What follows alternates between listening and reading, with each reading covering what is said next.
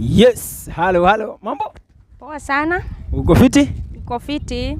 Hapa ni ndani ya Tito TV ukiwa naye Kimongo wa Makasa ama MC Tito, na hapa ni kwenye mandhari ya baharini. Kwema? Kwema kabisa. Naona unakula mabuyu, basi hata mimi acha nidone kidogo. Hapa sina lingine isipokuwa acha nile mabuyu. At least nione kama nitarudisha energy. Nguvu imeisha ama umetembea sana? Ama umeogelea sana? Sijaingia kwa maji. So niona vile bado niko bado na kwa bado na begi langu. Hebu nisaidie kwanza ile begi. Ili begi wacha laweza kuwa limebeba dhahabu. Linibomoe, nataka linibomoe ama linabomu hapa ndani. Liwezi kulipua ndugu. Uendelea vizuri lakini naona mandhari kweli yapendeza huko Mombasani, lakini unajua sisi kama wageni wa Mombasani. Mwanzo hiyo kwa upepo fresh kabisa. Fresh? Unapenda upepo? Kabisa. Lazima upigwe hapa bahari, inaweza pigwa kwa nyumba pia. Kwa nyumba labda ya feni. Labda ya feni.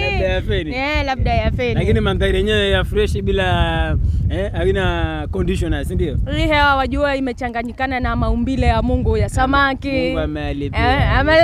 Hii ni fresh kabisa. Lakini ya nyumba ile ya feni, hai mwanangu utashikwa na pneumonia. Sasa maisha Mombasa yakupelekaje dadangu? Huku tunashukuru Mungu. Neema inatosha. Kwa sababu kuamuka, kushinda, hiyo ni neema ya Mungu. Kabisa. Na kibali chake, pia uwepo wake unatutosha. Na bila hiyo, sisi ni bure. Wow. My dear sisters, got a lot of messages to share. And this is Tito Podcast. Na tuna mambo mengi sana. Ukimwona hivi, she's much equipped, yani amejazwa. Lakini kaka wewe mbona utaki watu wanijue? Jina langu? Introduction itafanya. Mbona mchoyo? Introduction itafanya. Sitaki wivu mimi. Sitaki wivu. Lakini introduction wacha kwanza nifanye. Imekuja baadaye, lakini mtatuia radhi maana tuliingia katika maongezi kabla hatujawaambia sisi ndo kina nani. Huyu dada kwa jina wacha jitambulishe alafu tuendelee. Kwa jina waza niita Sara ama Sara mpenda amani. Peaceful Sara. Yes. Mwedidhayo. Mwedidhayo, nilikuwa nangoja hiyo jina sana, karibu nikuulize.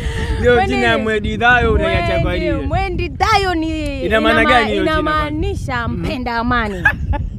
Sasa nilisema na lugha ya mamangu kule. Ya mama, si ndio? Hiyo Mwedidhayo ile. Mwedidhayo naipenda pia jina. Kimasai